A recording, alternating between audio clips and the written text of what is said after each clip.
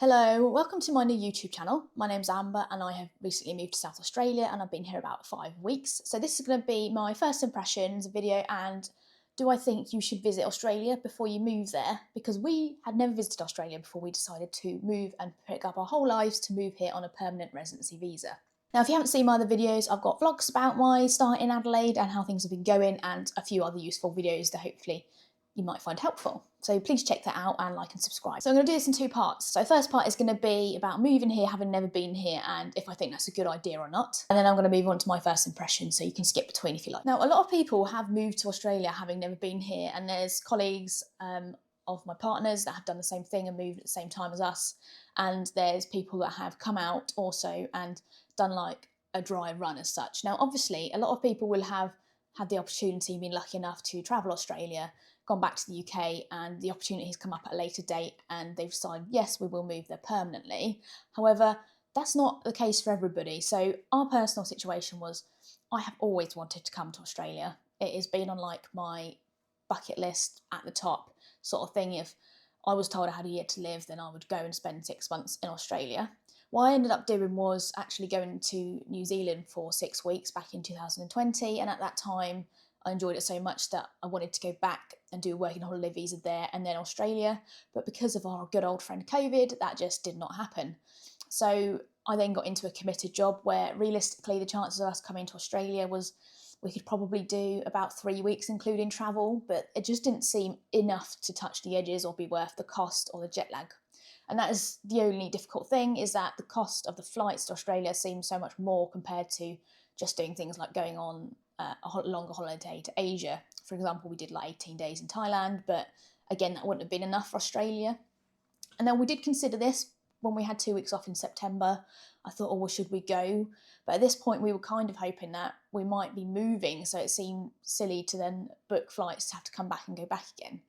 So my personal opinion is this. You don't need to have visited Australia to decide you want to move there.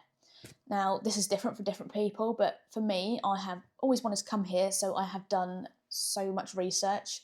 I think there's so much available on YouTube in terms of watching other people's vlogs and experiences and travel experiences, and that's something I have been doing for years, and especially more in the last 2 years, obviously looking at the specifics of moving there rather than just travelling around.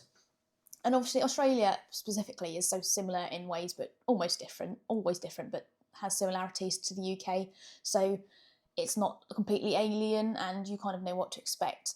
And everybody knows somebody who's probably moved to Australia or who knows somebody who knows somebody. So there's so much information you can get and absorb these days. It's not like when people came out for £10 and they had really no idea what they were coming out to.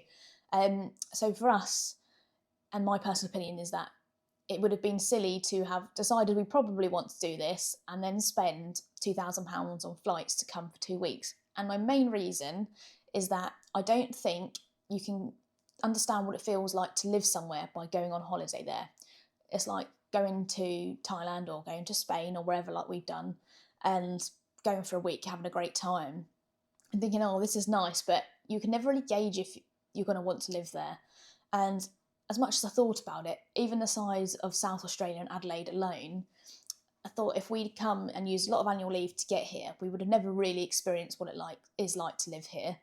And we wouldn't have seen that much in that much time because it's not a lot of time for the size of Australia just to even get around and see the areas.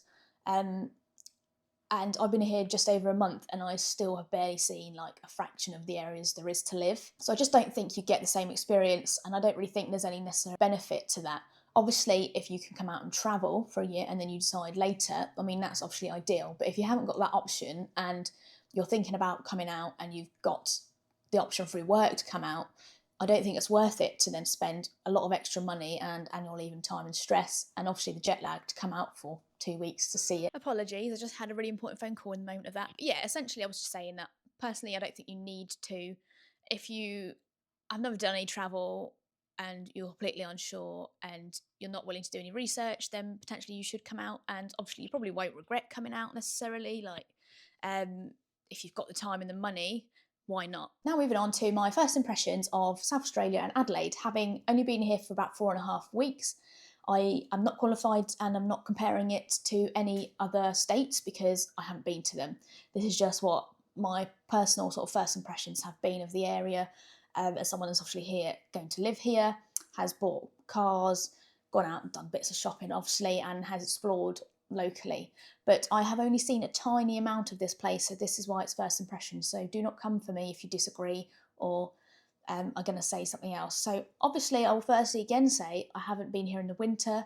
This is just my first impressions of what things have been like so far. That might help you if you're considering moving to here and you're not quite sure. So initially, our first day here, obviously we were a bit shell-shocked. It's a bit different, but it was also strange because it was so similar. Now, I have had a very positive experience so far of moving to South Australia, and the beaches are absolutely beautiful. That is one of the main things. There's such a long coastline of beautiful beaches. We've got all the way up to like Semaphore, and then it just keeps going down forever. And we're down in the sort of south area where there's really beautiful beaches. You've got Henley Beach, you've got Glenelg, Somerton, all the way up to Semaphore. They're just beautiful beaches and long white sands. Now there's a place called Hallett Cove. That's the only one I've seen so far that's rocky, and that's a very popular place for people to live. But in terms of beaches, wow, really blue water, white, like soft sand, all slightly different characteristics. You've got a lot of beaches where there's not a lot apart from one cafe, some there's nothing at all.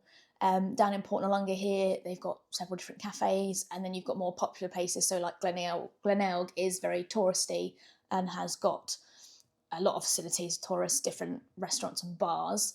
And then Henley's also got a few different ones. Again, that's all, I haven't seen all of them yet, so I'm not qualified to say, but I just know that I'm quite happy down here in the south suburbs, and that's where we are going to be staying for now. I haven't been up to the hills yet, so I can't judge on that either. Now, in terms of like transport and things like that, I've been really impressed with the train line from the sort of southern beachy suburbs into the city. It comes quite regularly, and an on-peak ticket is $4.55 and an off-peak is only $2.70, which blows my mind. And I've posted about this on TikTok and YouTube, and people have said that they think it's expensive because apparently it was free before. I just feel like, obviously if something's free and it's taken away from you, that's quite annoying, but the cost of the train into London, which is about the same, is ridiculous. And the way it works is that you get 2 hours on that ticket, so you can pay $4.55 and you activate your ticket and you've got 2 hours, so you could go on the train for an hour and then on the bus for an hour in that time, or you could go on the train, use some of the free trams, and then get on a bus within that time again. And as long as it's within the 2 hours, you can travel around quite cheaply or even for free again on those trams. However, I am aware, and I have been sort of speaking to people about the fact, I think it was in the 50s, they got rid of quite a lot of the sort of tram lines, and that has caused quite a few issues, and locally people aren't too impressed with that. And you know what, the same thing happened where I was back on the Isle of Wight, back home, but the buses were then a lot more expensive, and there is really no train there apart from one that doesn't go very far. So yes, the traffic is quite interesting around the city. I wouldn't recommend doing a big commute personally. I think a lot of us have come over and said, oh well, it was fine because back in London or in the East Counties we were doing quite long commutes anyway. But actually, having moved here, I don't want to do those same long commutes, and I've actually found that the traffic is quite bad, but it is a city and that's the way it is. But there's some places where like you have to get a bus that would have made sense for there to be a tram there, but I think generally it's okay. You cannot compare it to the bigger cities, unfortunately. If you are someone that lives for public transport everywhere and is not willing to get a car, then it might be more difficult for you, but you can just go in the city, live in the city, or on some of those western suburbs away from the city that aren't that far at all. So I've been quite impressed by the cheapness of the train. Now the best thing is probably that there's so much to do here in Adelaide. It's absolutely crazy. Like, I can't decide what to do on the weekends, and if you've watched my vlogs you've probably seen me mention that.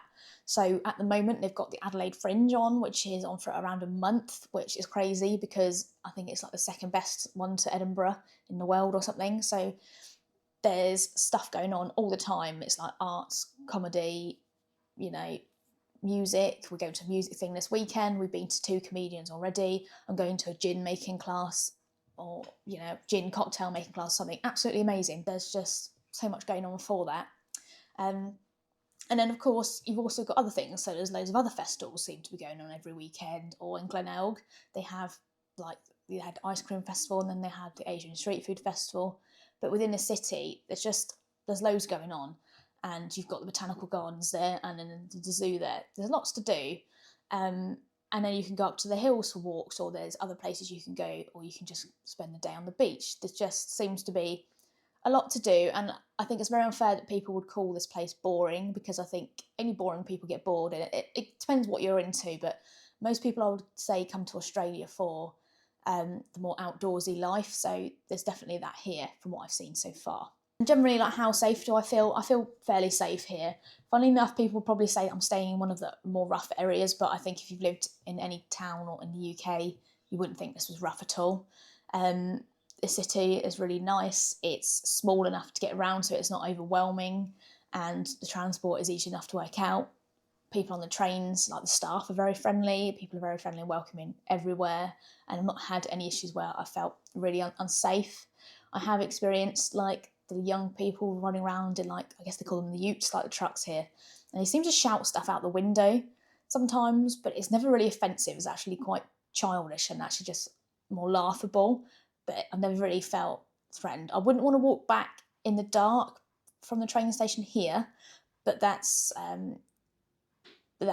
probably just my preconceptions from previous stuff and being a female in general. So my overall sort of impression would be that there's lots of opportunities here for different work and different things going on. There's lots of opportunities to do different things, and just, yeah, there's something for everybody. Socially, there's loads of social groups, like especially like walking groups for girls and other things. There seems to be loads of sports. There is sort of a sense of community around. Obviously, we're here, we're quite new to here, so we haven't got in with and met loads of locals yet. I think the facilities here, you know, are great. You've got all the barbecues on the beach if you want to use them, dog bowls, like water bowls, showers. There's loads of park runs in the morning we've been doing on a Saturday morning. So I think if you're considering Adelaide, I would definitely go for it, especially if you just prefer sort of simpler, quiet life and you're here for a good lifestyle and the beach. And you want your basic amenities. I mean, in terms of shops, like, there's shopping centres everywhere. You don't have to drive very far in sort of the outer suburbs to get what you need. Obviously, I can't speak about what it's like more rurally, but I was quite surprised at how far we were out from the city that there are these great big shopping centres that you can go to. Because back home where we lived in Bedfordshire, we had to sort of go to Milton Keynes. From where we were sort of on the border, so it was like 45 minutes, or, you know, down to Stevenage or something if we wanted decent shops, whereas there seems to be one every 10 or 15 minutes away from generally wherever you are here. And obviously then there's the things just to get used to, like the shops don't open quite as late as we used to, but they still open till like 6 or 7, the supermarkets, and then close I think maybe at 4 or 5 on the weekend, which isn't too bad. The shopping centre shops still open till 6, which I think is fairly good. It's just like some of the cafes, even though it's like the busy season, some of them don't open on Monday or Tuesday, or the restaurants, and things aren't open that late into a Sunday night. But actually that's not really different to back home.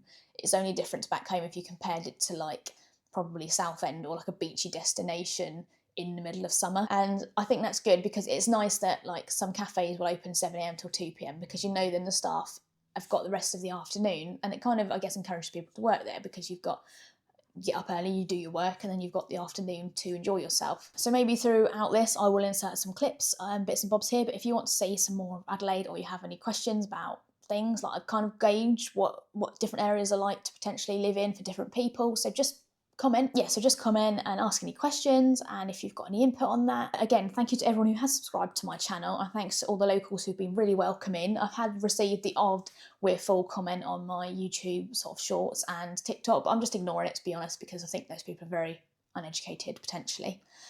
So yeah, look out for my other videos, subscribe, and hopefully I'll see you soon, and maybe I'll do a 3-month or 2-month update on my impressions of Adelaide.